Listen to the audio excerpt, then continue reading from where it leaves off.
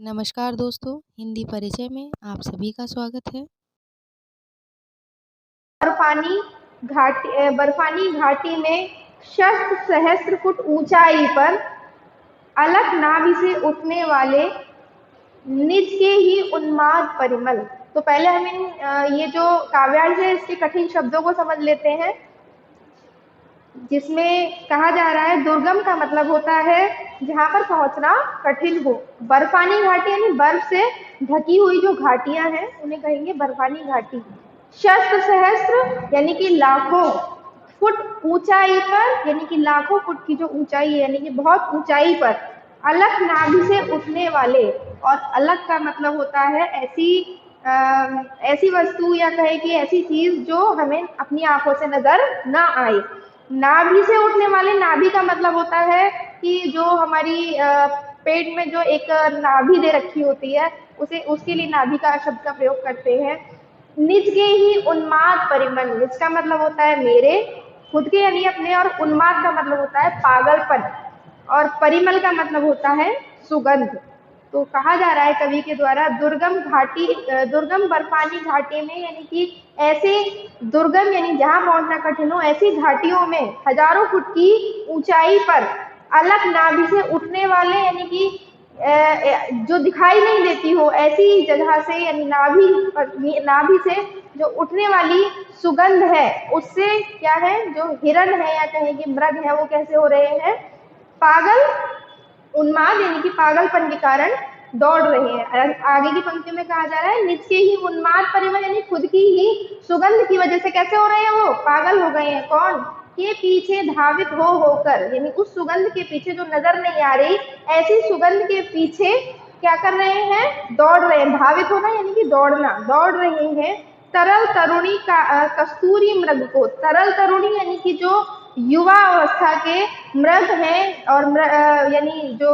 हिरण और हिरनियां हैं वो क्या है, कस्तूरी की खुशबू के कारण क्या है, दौड़ रहे हैं, उसको पाने के लिए दौड़ रहे हैं। अपने पर चिढ़कर देखा है, और जब उन्हें वह जो सुगंध दौड़ रही होती है, चल रही होती है उनके आसपास, जब वो उन्हें मिलती नहीं है, दिखाई नहीं देती, तो वो क्या है, अपने ऊपर ही क्या करते हैं, चिढ़ जाते हैं। बादल को घिरते देखा है, ऐसे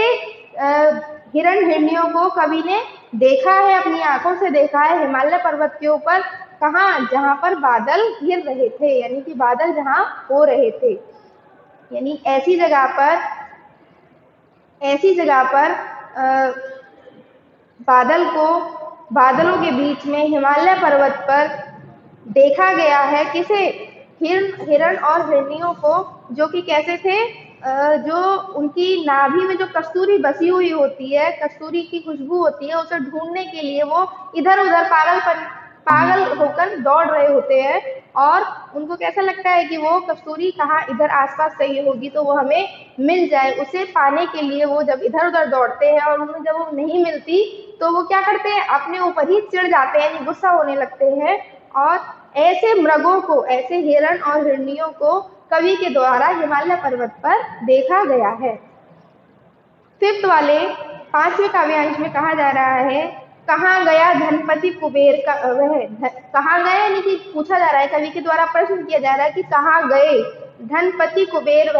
वह धनपति यानी धन के स्वामी अर्थात कुबेर कहाँ चले गए हैं। कहाँ गई उनकी वह अलका, और उनकी कहाँ गई, यानी दोबारा प्रश्न कर रहे हैं कि कहाँ चली गई उनकी अलका। अलका उनकी नगरी का नाम था, यानी कि उनकी जो राजधानी थी या कहेंगे प्रदेश था जहाँ वे निवास करते थे कुबेर, उनकी राजधानी या कहे कि उनकी नगरी को लिए अलका नगरी का प्रयोग किया गया है। कह रहे हैं कहाँ गए धनपति कुबेर, यानी कि कहाँ चले गए हैं वह कुबेर यानी धन के स्वामी कुबेर, और कहाँ चली गई उनकी वो नगरी यानी अलका नगरी कहाँ चली गई है। नहीं ठिकाना कालिदास के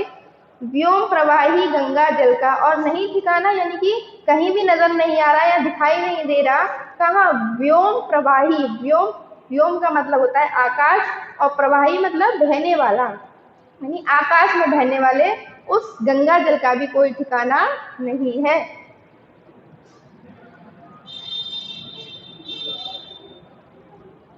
ढूंढा बहुत परंतु लगा क्या, मेघदूत का पता कहीं पर। और कवि कह रहे हैं कि बहुत ढूंढा मेघदूत। मेघदूत यानी कालिदास का एक बहुत ही प्रसिद्ध रचना है मेघदूत, उसका एक पात्र है मेघदूत। उसके द्वारा क्या है, ढूंढा गया है, यानी उनको भी ढूंढा, यानी मेघदूत को भी ढूंढा, कालिदास के उस पात्र को भी ढूंढा, कवि के द्वारा हिमालय पर्वत पर ढूंढा गया है, जो कि नजर आए। यानी जो कुबेर हैं, धन के स्वामी कुबेर, उनको ढूंढा, उनको देखा कवि ने, कवि के द्वारा, नागार्जुन के द्वारा, वो नहीं मिले। उनकी कुबेर नहीं मिले, उनकी जो नगरी थी यानी अलका नगरी जो थी, कुबेर की नगरी, वो भी कहीं भी कवि को नजर नहीं आई। इसके बाद उन्होंने ऐसा सुना था कि गंगा का जो जल है वो भी क्या है, बहता है हिमालय पर्वत पर, तो वो भी देखा, वो भी कहीं उन्हें नजर नहीं आया। और इसके साथ ही साथ उन्होंने मेघदूत, कालिदास का जो प्रसिद्ध रचना है मेघदूत, उसके जो नायक है उसको भी देखा, यानी मेघदूत को देखा, नायक यानी हीरो को देखा, लेकिन वो भी कहीं उस पर्वत पर, हिमालय पर्वत पर नजर नहीं आए। कौन बताए वह छाया में बरस पड़ा होगा ना यहीं पर। अब कवि कह रहे हैं कि पता नहीं कहाँ चले गए वो, हो सकता है शायद कि वो जो मेघदूत था वो भी शायद कल्पना ही हो कवि की, तो हो सकता है कहीं इधर उधर वो बरस गया हो एक मेघ के समान, यानी कि कल्पना थी तो हो सकता है वो कल्पना ऐसी ही हो, वास्तविकता में कुछ ना हो। बरस पड़ा होगा ना यहीं पर, जाने दो वह कवि कल्पित था, यानी जाने दो नहीं, छोड़ो, हो सकता है वह कवि कवि कल्पित यानी कवि की वो कल्पना मात्र हो। कौन, मेघदूत जो है वो हो सकता है कवि की केवल कल्पना मात्र ही हो, इसलिए जाने दीजिए। यानी कि ना तो कवि, जो कवि है नागार्जुन है, उन्हें हिमालय पर्वत पर कुबेर मिले, यानी धन के स्वामी कुबेर भी नहीं मिले, उनकी नगरी यानी अलका नगरी जो थी वो भी कहीं नजर नहीं आई। इसके साथ ही साथ उनको कहीं भी क्या नहीं मिला, गंगा का जल प्रवाहित होते हुए, गंगा जल बहते हुए आकाश में से वो कहीं नहीं मिला। और साथ ही साथ कालिदास का जो प्रसिद्ध रचना है मेघदूत, उसका नायक मेघदूत भी कहीं भी कवि को नजर नहीं आया। यानी कि ये सारी चीजें जो उन्होंने हिमालय पर्वत पर देखी, कही जाती हैं, सुनी जाती हैं कि मिलती हैं ये सारी चीजें, वो कहीं भी कवि को यानी नागार्जुन को वहां नहीं मिली। तो आगे कह रहे हैं, मैंने तो भीष्म जाड़ों में नभ चुंबी कैलाश शीर्ष पर महामेघ को झंझानिल से गरज गरज भिड़ते देखा है। यानी कि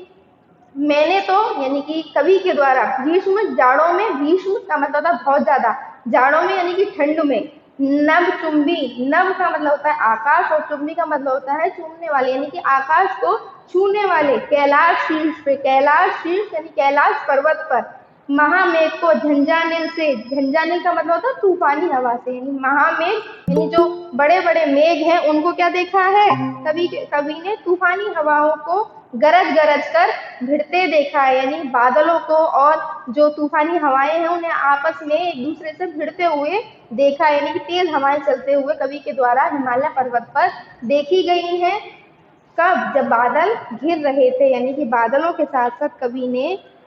उस तूफानी हवा को भी देखा जो कि हिमालय पर्वत पर चल रही थी, जो कि नभ को और कैलाश पर्वत को के शीर्ष पर थी, यानी कि बिल्कुल चोटी पर थी, यानी कि ऊंचाई पर हवा चल रही थी बहुत तेज, यानी तूफानी हवा को चलते हुए कवि के द्वारा देखा गया था। अब लास्ट वाले में कहा जा रहा है, छठे जो काव्यांश, छठा काव्यांश, उसमें कहा जा रहा है, शत शत निर्झर निर्झरणी कल।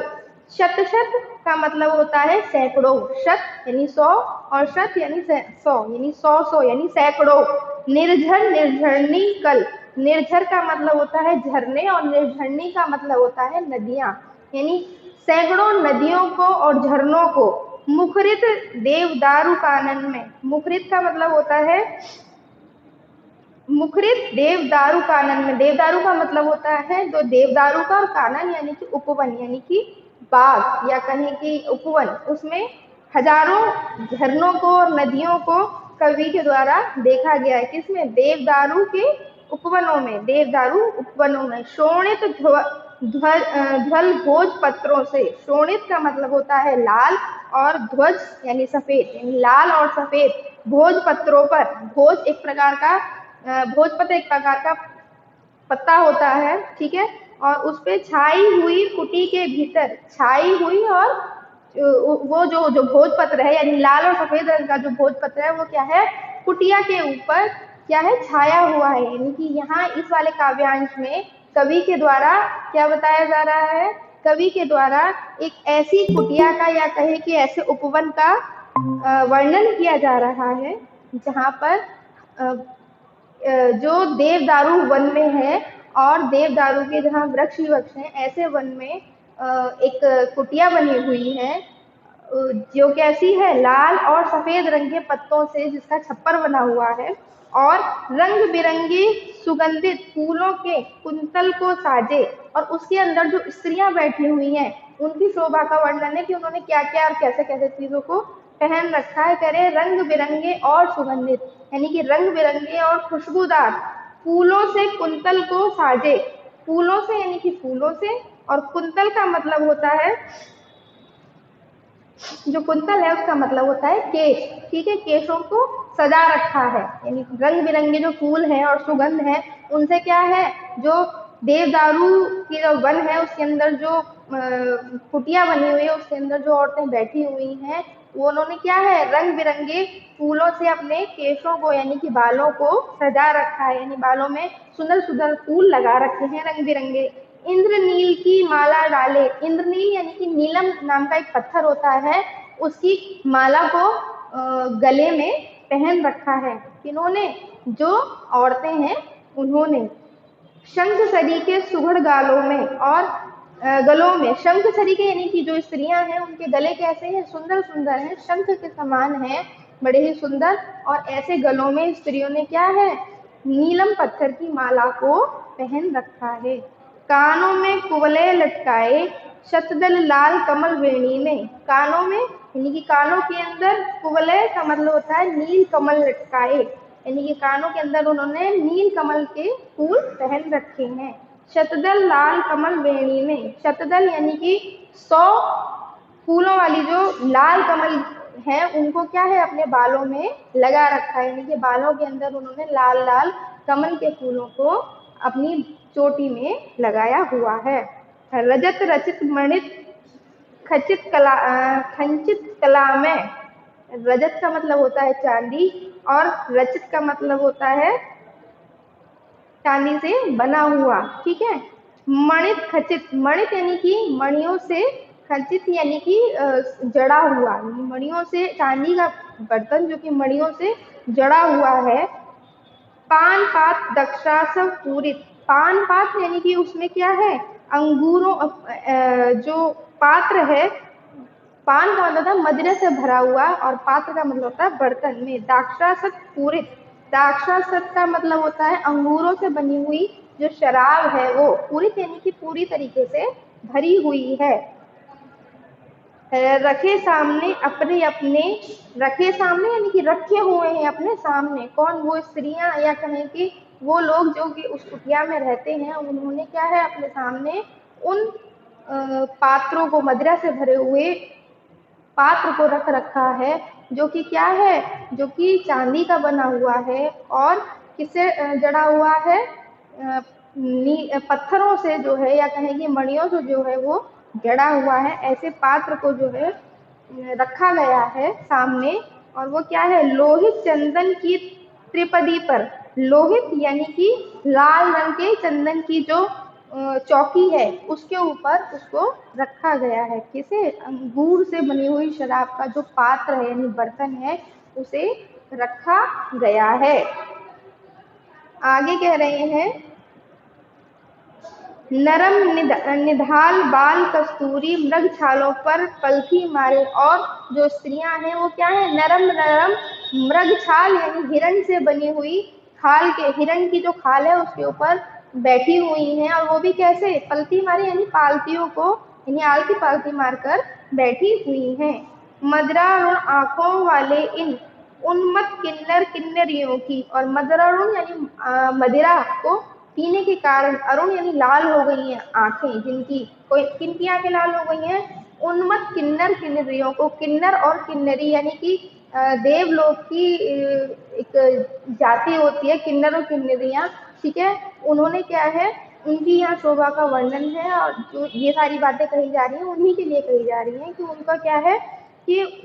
उन्मत्त यानी पागल हो गए हैं वो ये शराब को पीकर उनकी आंखें कैसी हो गई हैं, लाल हो गई हैं। मृदुल मनोरम उंगलियों को वंशी पर फिरते देखा, और उनकी वो जब उन्होंने मदिरा का पान कर लिया है, शराब को पी लिया है, तो उनकी आंखें लाल हो गई हैं। और अब वो क्या कर रहे हैं, उन्मत्त होकर यानी कि मतवाले होकर, या कहें कि शराब के पीने के कारण नशा हो जाने पर वो क्या है, जो वंशी है उनके ऊपर उनकी उंगलियों को फिरते हुए यानी वंशी बजाते हुए कवि के द्वारा उन किन्नर किन्नरियों की जाति को देखा गया है। कब? जब बादल को घिरते देखा था, यानी कि जब कवि ने हिमालय पर्वतों पर बादल को घिरते हुए देखा था, उस समय क्या देखा कि एक किन्नर किन्नरियों की जाति है जो कि देवदारों के वन में उन्होंने अपनी कुटिया बनाई हुई है, और उस कुटिया में वो रहते हैं। और वो कुटिया कैसी है, पहले कुटिया का वर्णन है कि वो कुटिया कैसी है। वो कुटिया देखने में बहुत सुंदर है, भोजपत्रों से बनी हुई उसका छप्पर है। भोजपत्र भी कैसे हैं, लाल और सफेद रंग के भोजपत्र हैं। और उसके अंदर जो बैठी हुई स्त्रियां हैं वो कैसी हैं, देखने में बड़ी सुंदर हैं। कैसी हैं कि भाई उन्होंने गले में जो उनके गले जो हैं वो शंख के समान है, सुंदर सुंदर हैं, और उनमें उन्होंने नीलम पत्थर की माला को पहने हुए हैं। कानों में नील कमल के फूल उन्होंने कुंडल के रूप में पहने हुए हैं। बालों में उन्होंने लाल रंग के कमल के फूलों को अपनी चोटी के अंदर लगाया हुआ है। और वो क्या है कि अंगूर से बनी हुई जो शराब है, ठीक है, उसका पात्र जो कि चांदी से बना हुआ पात्र में रखी हुई है। और वो पात्र भी कैसा है, चांदी का बना हुआ है, उसमें जो है मणियां जड़ी हुई हैं। और वो पात्र भी किसके ऊपर रखा हुआ है, चंदन की बनी हुई चौकी के ऊपर रखा हुआ है। उस पात्र में से शराब पीने के बाद में, या कहेंगे मदिरा का पान करने के बाद में, जो किन्नर किन्नरियां हैं वो कैसे हो जाते हैं, मत वाले यानी कि पागल हो जाते हैं, और जिनके या कहें कि मदमस्त हो जाते हैं। और उन्हें पीने के बाद क्या है, शराब का पान करने के बाद, या कहें कि मदिरा का पान करने के बाद उनकी जो आंखें हैं वो कैसी हो जाती हैं, लाल हो जाती हैं। और फिर उसके बाद शराब का सेवन करने के बाद जब उनकी आंखें लाल हो जाती हैं, तो वो क्या करते हैं, वो वंशी बजाते हैं या बांसुरी बजाते हुए कवि के द्वारा देखे जाते हैं। यानी कवि ने उन किन्नर किन्नरियों को ये सारी चीजें करते हुए देखा। कब देखा, जब उन कवि ने हिमालय पर्वत पर बादलों को घिरते हुए देखा था, उस समय देखा।